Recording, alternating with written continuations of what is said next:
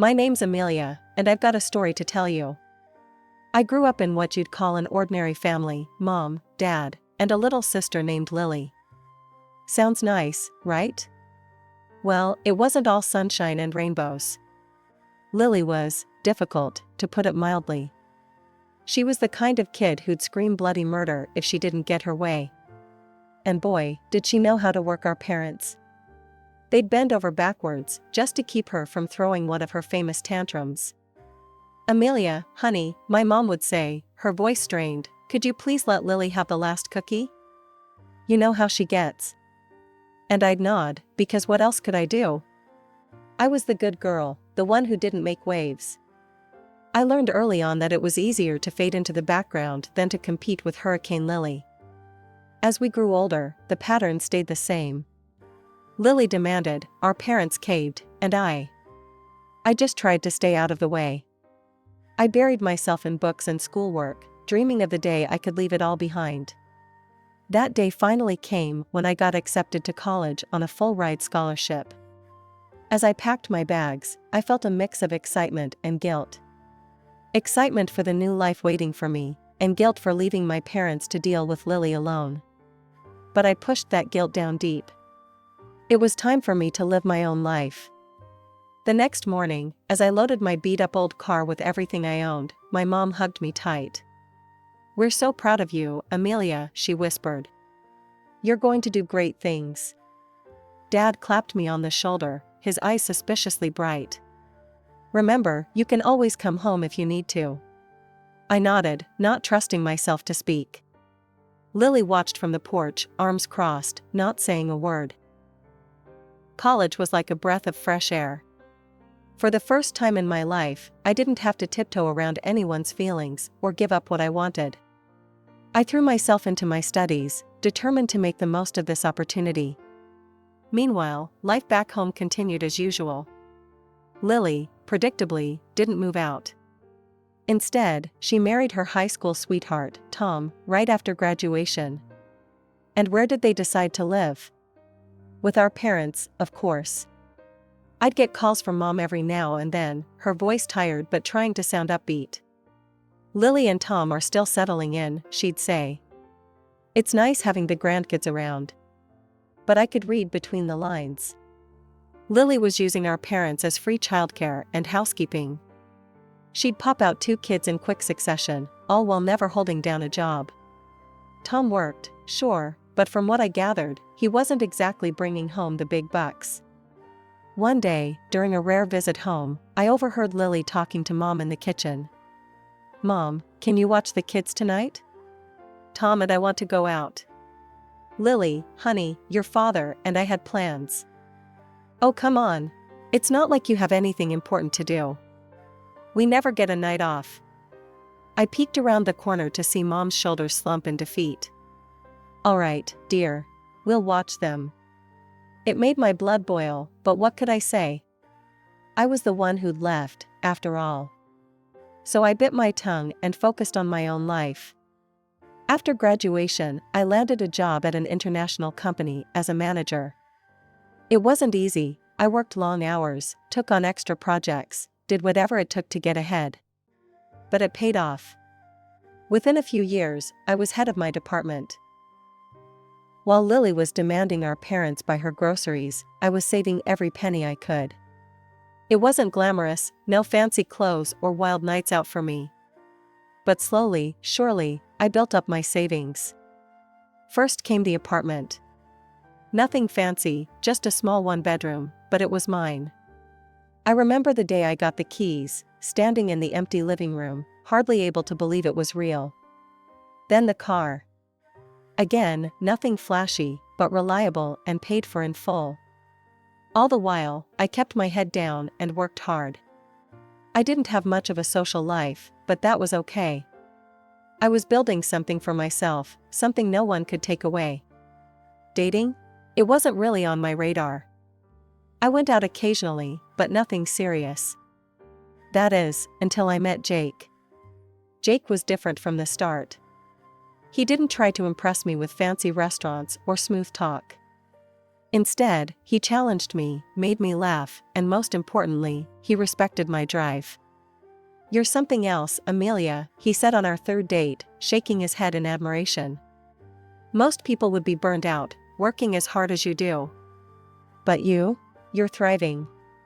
I shrugged, a little uncomfortable with the praise. "I just know what I want, that's all."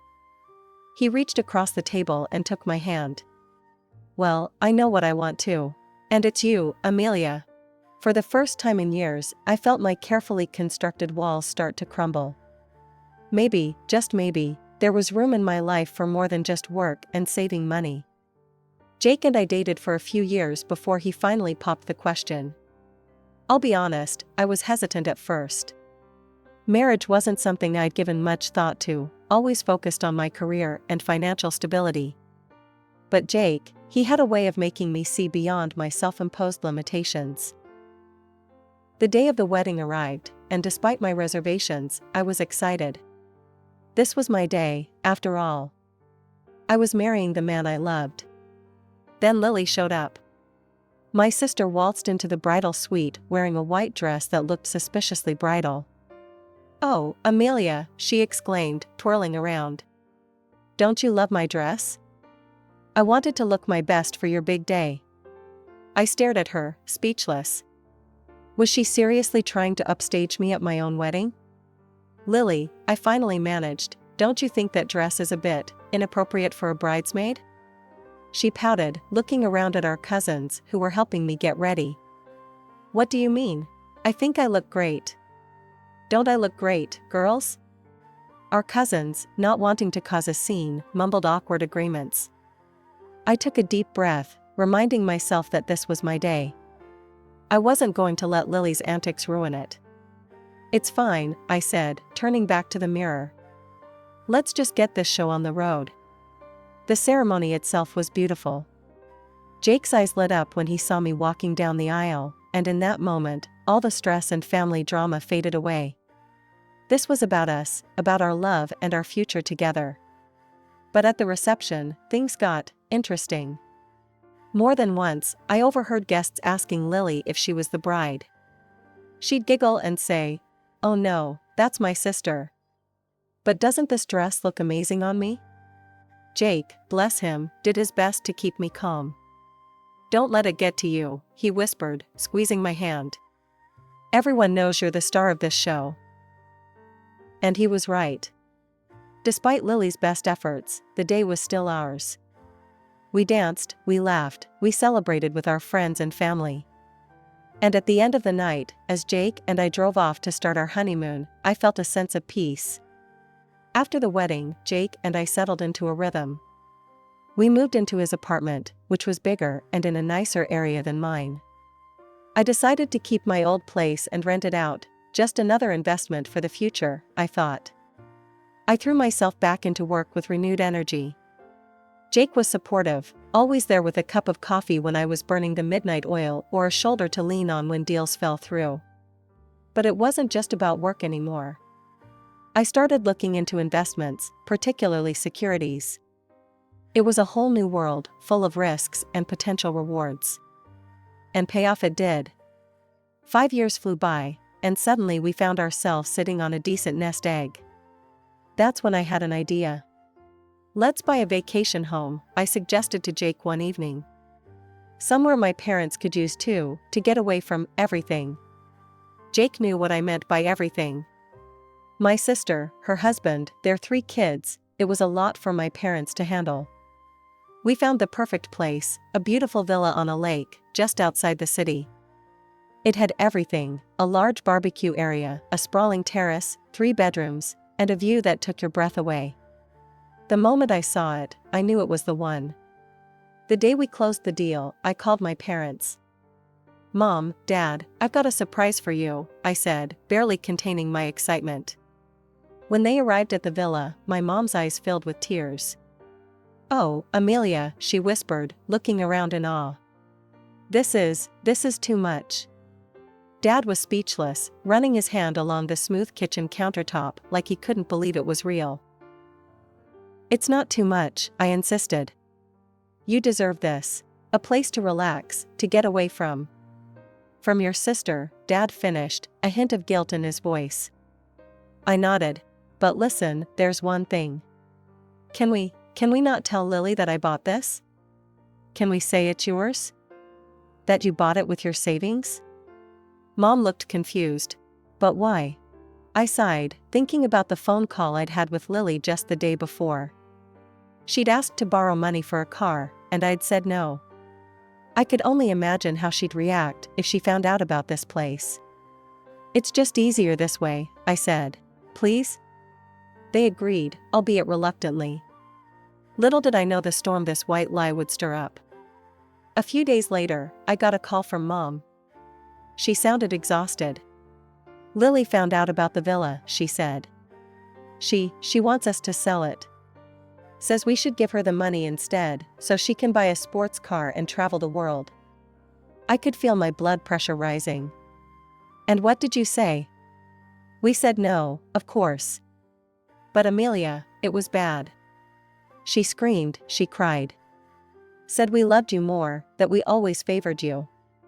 I closed my eyes, feeling a familiar mixture of guilt and frustration. I'm so sorry, Mom. I never meant to cause trouble. It's not your fault, sweetie, Mom said, but I could hear the weariness in her voice. Your father and we've decided to move to the villa. Full-time.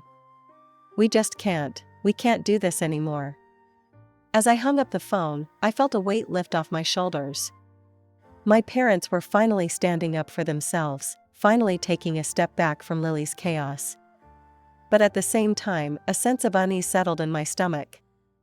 I knew this wasn't the end of it. Lily wouldn't let this go without a fight. It was a sunny Saturday when Jake and I decided to surprise my parents with a visit to the villa. But as we got closer, something felt off. The sound of loud music filled the air, and I could see cars parked haphazardly on the lawn. We pulled up to the villa, and the scene that greeted us was chaos. People were everywhere, drinking, laughing, kids running around screaming. And right in the middle of it all was Lily, holding court like she owned the place. When she saw us, her eyes narrowed. What are you doing here? I looked around, trying to spot my parents. Where's Mom and Dad? Lily waved her hand dismissively. Oh, Mom's out walking with the kids. Dad's gone to get more meat for the barbecue. I couldn't believe what I was hearing. You sent them out? While you're having a party? It's a celebration, Lily exclaimed. We're christening the new family vacation home. Not that you'd understand, Miss Workaholic. I felt my blood begin to boil. Lily, this isn't. She cut me off. Look, Amelia, why don't you and Jake just leave? Your sour face is going to ruin everyone's mood. I stood there, speechless. Jake put his hand on my arm. Come on, he said quietly. Let's go. As we drove away, I couldn't shake the image of Lily lording over my villa, the villa I'd bought for our parents. I can't believe her, I fumed. Using Mom and Dad like that, treating the place like it's hers. Jake sighed. Maybe it's just a one-time thing? But it wasn't. Over the next few weeks, I heard from Mom about the constant stream of parties and get-togethers Lily was hosting at the villa. And when she wasn't partying, she was dumping her kids on our parents. The kids are missing school, Mom confided in me during one of our calls. She sounded exhausted. Lily says it's not a big deal for Tommy, he's only 4. But Emily and Jack are falling behind. By the way, I forgot to mention that Lily gave birth to her 3rd child shortly after my wedding. I'd had enough. The next time I saw Lily, I confronted her. You need to stop taking advantage of Mom and Dad, I said. They're not your personal babysitters. And the kids need to be in school. Lily rolled her eyes. Don't be such a killjoy, Amelia. Mom and Dad love having the kids around. But I could see the toll it was taking on our parents. They looked tired, worn down. This wasn't the peaceful retirement I'd envisioned for them when I bought the villa. After several more failed attempts to reason with Lily, I made a difficult decision. I contacted Child Protective Services. The investigation was quick and discreet. Lily got a formal reprimand, and suddenly, the kids were back in school full-time. The endless parties at the villa stopped too. Mom called me a few days later. "Things have calmed down," she said, and I could hear the relief in her voice. "Your father and I are actually getting to enjoy the place now." I felt a weight lift off my shoulders. This was what I'd wanted all along, for my parents to have a peaceful place to retire. But my relief was short-lived. The next time I saw Lily, her eyes were full of venom. "I know what you did," she spat. "Calling CPS on your own sister. You're a traitor, Amelia. I'll never forgive you for this." A few months passed quickly. It was my mom's birthday, and Jake and I decided to surprise her with a weekend visit to the villa. We had visions of a quiet family celebration, maybe a nice dinner on the terrace overlooking the lake. But as we pulled up to the house, those dreams quickly evaporated. The place was in chaos. Music blared from speakers, people were everywhere, and kids were running wild across the lawn. It looked like Lily had invited half the town. We made our way inside, where I found Mom in the kitchen, looking exhausted and on the verge of tears. "Happy birthday, Mom," I said, giving her a hug. She clung to me a little too tightly. "Oh, Amelia," she whispered. "I just wanted a quiet day with family." "But Lily, she invited all these people. Your father and I have been running around all day, serving drinks, cooking food." I stepped out onto the lawn, searching for Lily in the crowd. When I spotted her, laughing with a group of friends, I marched over. "Lily, we need to talk," I said firmly. "This is Mom's birthday. She wanted a family day, not this." I gestured at the chaos around us. Lily laughed loudly. "Oh, lighten up. Mom loves having people over. Stop being such a buzzkill." Frustrated, I walked over to a group of guests near the speakers. "Excuse me," I said, raising my voice to be heard over the music. "Could you please turn this down? It's too loud." The guests, clearly drunk, just laughed and turned the volume up higher. As I stood there, trying to figure out what to do next, I noticed something out of the corner of my eye. Lily was huddled with a group of kids, pointing in my direction and giggling. With horror, I realized she was handing them ice cream cones and encouraging them to throw them at me. Before I could react, the first scoop of ice cream flew past my head. I ducked, and it hit a woman behind me square in the face. Chaos erupted. More ice cream was flying, kids were screaming, and adults were yelling. Lily's voice rose above the commotion. "Look what you've done, Amelia. You're ruining everything, as usual." The crowd, fueled by alcohol and Lily's accusations, started to turn ugly. Men and women were shouting, moving towards Jake and me with clenched fists. I felt Jake's hand on my arm. "Amelia, we need to get out of here," he said urgently. But I'd had enough. This was my parents' home, the home I'd bought for them. This had to stop. I pulled out my phone and dialed 911. "I'm calling the police," I announced loudly. The police arrived quickly, lights flashing. As it turned out, they'd already received noise complaints from the neighbors. "Who owns this property?" one of the officers asked. I stepped forward. "I do. I'm Amelia Johnson. My parents live here, but these people," I gestured to the crowd, "are here without my invitation." The officers nodded and quickly got to work, ushering the drunk guests off the property and warning them about the consequences of starting a fight. As the police cars drove away with the last of the uninvited guests, an eerie silence fell over the villa. The aftermath of the chaotic party was strewn all around, empty bottles, discarded plates, and the lingering tension in the air. Lily stood in the middle of the living room, her face a mix of shock and anger. "What do you mean, this is your house?" she demanded, her voice shrill. I took a deep breath. "I bought it. For Mom and Dad to retire in peace." "You?" Lily's eyes narrowed. Then, suddenly, her demeanor changed. A sly smile spread across her face. Well, Little Miss Perfect. always full of surprises. She sauntered over to me, her voice dropping to a conspiratorial whisper. Listen, Amelia. Let's forget about this little misunderstanding. I've got a proposition for you. I raised an eyebrow, wary. What are you talking about? This property, Lily gestured around grandly. It's got potential. Why don't you sign it over to me? I could build a few more houses, rent them out. I've been looking for a passive income opportunity for ages. You've already got your fancy job. Why not help your sister out? Absolutely not, I said firmly. This house is for Mom and Dad. It's not for sale or development. Lily's face darkened. You'll regret this, Amelia. Mark my words. With that, she stormed out, her husband and kids trailing behind her. I turned to Mom, who looked shell-shocked. I'm so sorry, Mom. This isn't how your birthday was supposed to go. To my surprise, she pulled me into a hug. Oh, honey. Thank you for standing up for us. For everything. I spent the rest of the day helping Mom clean up the mess, but Lily's threat kept echoing in my mind. I knew my sister well enough to know she wouldn't let this go easily.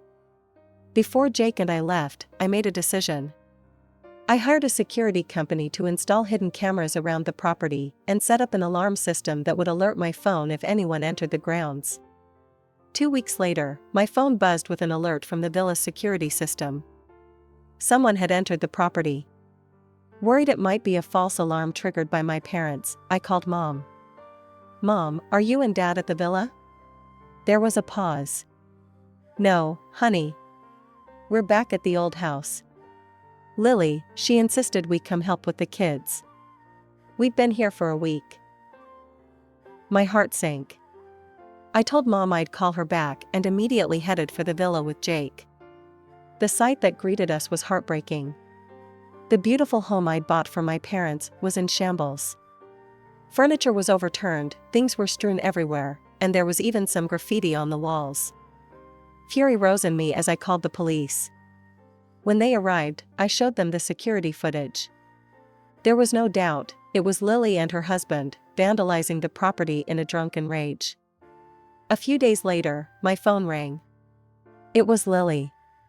You need to drop the charges, she said without preamble. The police brought us in for questioning. They're talking about pressing charges for vandalism and trespassing. You have to make this go away, Amelia. I took a deep breath. No, Lily. I'm done cleaning up your messes. I'm done being the family peacekeeper at the expense of my own peace. From now on, you can talk to my lawyer. The weeks following the villa incident were a whirlwind of legal proceedings and family drama. I was determined to see this through, to finally put an end to Lily's destructive behavior. I had the villa professionally cleaned and repaired, carefully documenting every bit of damage. The bill came to just over $10,000.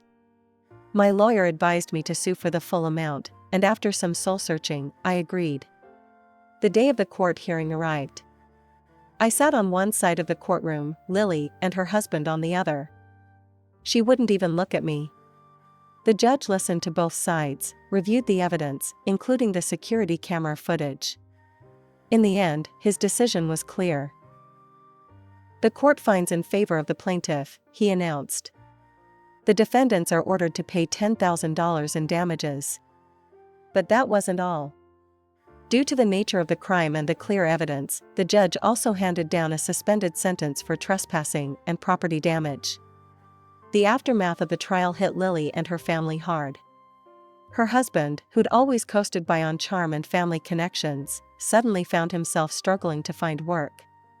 No one wanted to hire someone with a criminal record, even if it was suspended.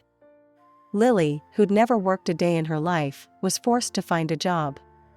I heard through the grapevine that she was waiting tables at a local diner, coming home exhausted every night. As for me, I made the difficult decision to cut ties completely. I issued a legal notice, barring Lily from the villa, and ceased all communication with her. It was painful, but necessary.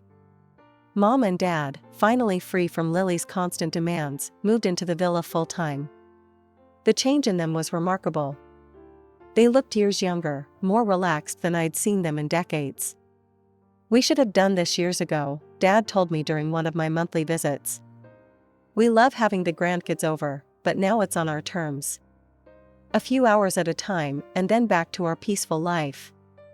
They'd left their old house to Lily, a final act of parental kindness, but made it clear that the financial support stopped there. It was time for Lily to stand on her own 2 feet. As for me, life was looking up. Work was going well, my relationship with Jake was stronger than ever, and then we got some unexpected news.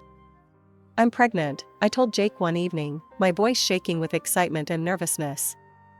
His face lit up like a Christmas tree. He picked me up and spun me around, both of us laughing and crying at the same time. As I write this, I'm 6 months along. We're having a little girl. Jake and I are busy preparing the nursery, reading every parenting book we can get our hands on. I still think about Lily sometimes. Last I heard, she and her husband were fighting constantly, teetering on the edge of divorce. Part of me feels sad for her, for the mess she's made of her life. But a bigger part of me feels free. Free from the obligation to always fix her problems, to be the peacekeeper at the expense of my own happiness.